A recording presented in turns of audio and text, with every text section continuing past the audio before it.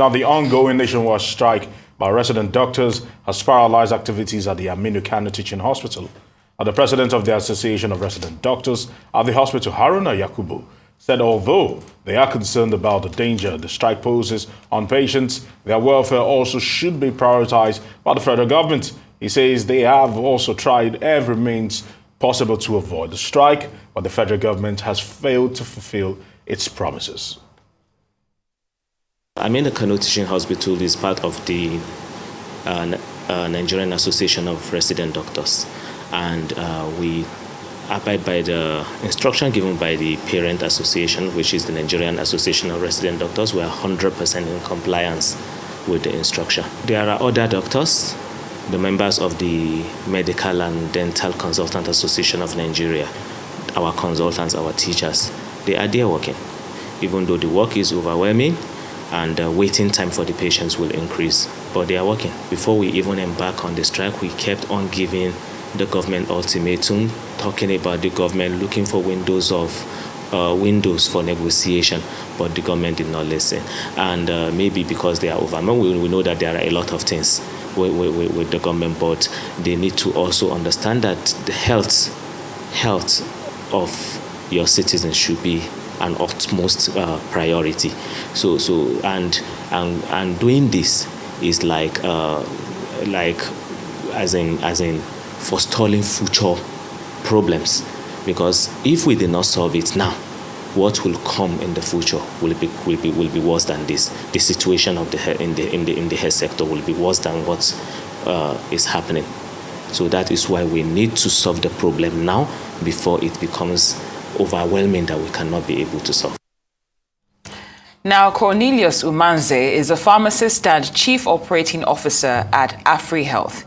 He joins us now to look at the impact of the doctor strike on healthcare in Nigeria. Good day, Mr. Umanze. Thank you for being here. Thank you very much. Good afternoon. Good afternoon. Yeah. So I had the pleasure of speaking with Dr. Emeka Orji earlier this week, and in spite of the fact that this has been described as a total shutdown of the healthcare sector, he said that this is a necessary step because Nigerians were already suffering based on what was on ground preceding the strike. But how would you describe it? Do you see reason with what he says? I see every reason. In the first instance, today, this is the time we have an officially described strike. But healthcare, I can say, have been in a form of strike before now that you cannot go strike. Because you saw a lot of professionals moving outside the country. The reason why they are moving outside the country is actually some of the conditions that these young men, the doctors are actually asking for. So the truth is that it's not only the doctors that should actually be arguing for this. Some of us pharmacists should be arguing for this because it affects everybody. And in my own understanding of healthcare, everybody is a participant in healthcare. The mother that cleans up the child very well and keeps him neat and gives him clean food is participating in health. The teacher that is teaching the children how to wash hands in school so that they don't get infected and have a healthy lifestyle is also participating in health. The people that are moving waste products from the cities, these waste management people, they are participating in health. So you realize that health is a very big area that everybody is involved. So the doctors, the pharmacists, the nurses, they are not different from even the military. Because the military man comes with his gun to prevent people to kill you from maybe assault and robbery and all of those things so that people don't die. These guys also come in with their own skills, medicine and everything so that people don't die of the diseases. And that is why when there's an outbreak of diseases, you realize that they were the first in line to die. Whether it was Ebola that came, Lassa fever, even the last COVID-19, you notice that healthcare professionals were the first to start having casualties.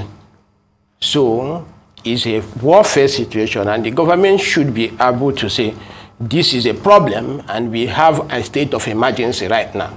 So we have immediate impact, we have medium and long-term impact of this. particular strike, immediately you will say, oh, fine. Doctors are on strike, patients are overwhelming the few consultants. When the few consultants are properly overwhelmed, they become sick and they get out of the way. So what happens to the population? This is the burden of this strike. All right. Well, you said the burden of the strike. This is the burden of the strike. The burden of this strike is what will happen when those in front line today that are managing also break down.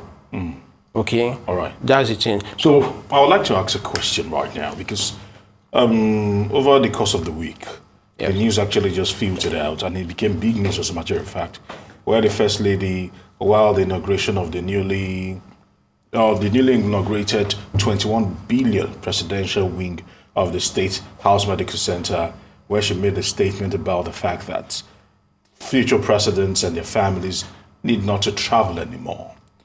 And some would say that probably those monies should have been put to better use by divulging this kind of monies to the doctors. And the second part of that question is, what do you even make of that particular statement? Do you think we can ever get to that particular point in our healthcare delivery system whereby presidents, governors, their families, and politicians generally would believe so much in our healthcare system that they will not want to travel or they don't need to travel anymore, but stay put and probably end medical tourism? Now, if you look at that, the best way to understand what will happen in the future is what has happened in the past. Right now, what we talk about is people, doctors and healthcare professionals are moving outside the country. And they put the name brain drain, which I argue with in many places. The reason why I argue is that you look at the doctors that traveled out in the past. Did they come back? Yes. When they come back, did they bring skills? Did they bring practices that helped us here? Yes, they did. I have a lot of examples. In 2003, for instance, Aminu Kano Teaching Hospital did their first renal transplant. They brought expatriates together with their own team of doctors. But if you check from 2006, the local people have acquired that skill, and they are now doing it in Nigeria. The last time I checked, they have done over 57 successful renal transplants right here in Nigeria, and they are not the only institution doing it now. So other institutions felt challenged, they begin to do the same thing. So which means renal transplant is done in Nigeria. So you don't have to travel for that. That's an example. There are examples of some other doctors who used to come from outside the country where they were practicing. You seem to be missing my point here. I'm missing your point because I'm not missing it because I'm trying to bring out something to you. Okay. That you asked, are we coming to a point where these people will not have to go outside for healthcare? Okay.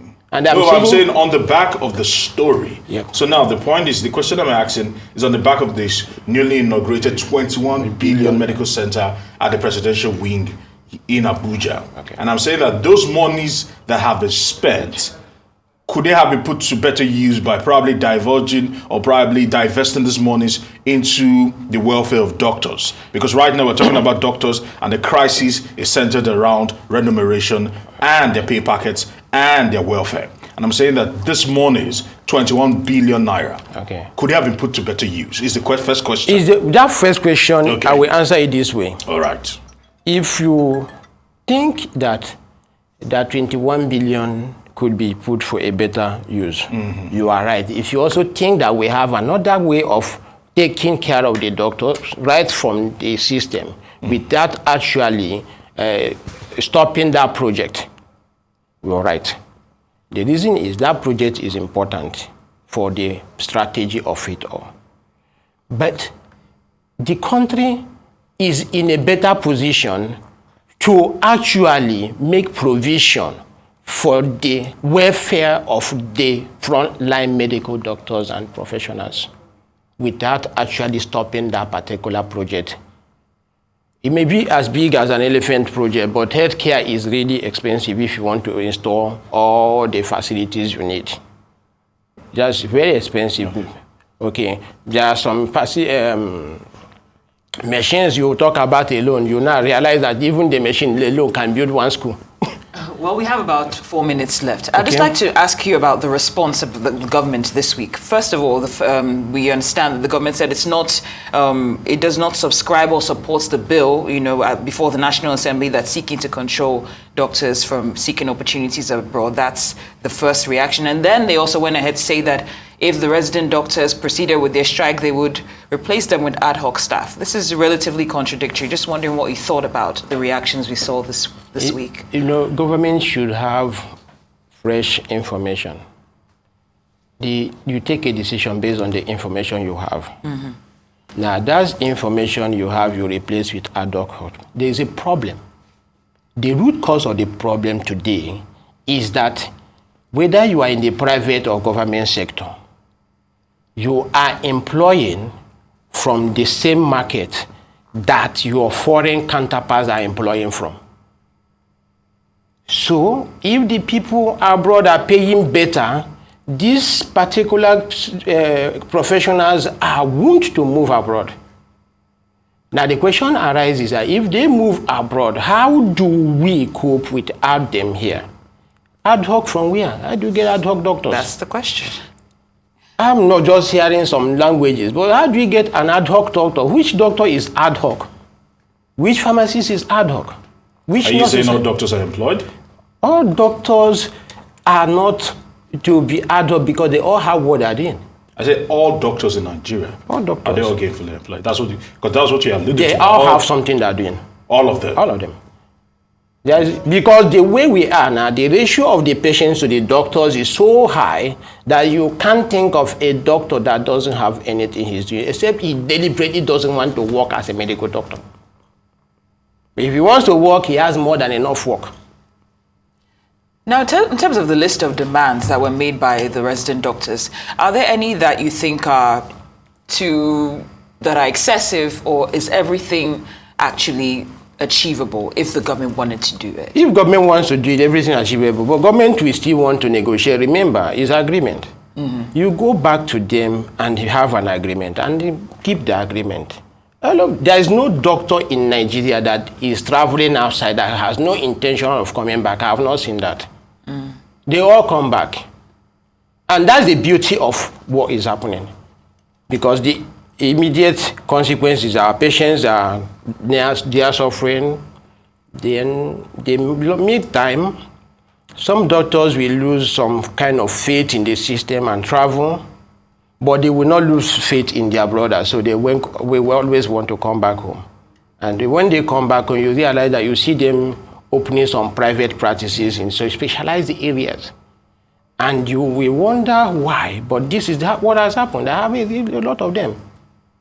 So I've been seeing some of them come back. I've been in a pharmacy profession for like 23 years. I've seen a lot of them come back here, do one or two things, go back, then later you see them come back and settle on them. Right. I want to say many thanks to you, Cornelius Umanze. Thank you very much. Taking our time to address the doctor's strike. Yes. Thank you very much for coming around. Thank you.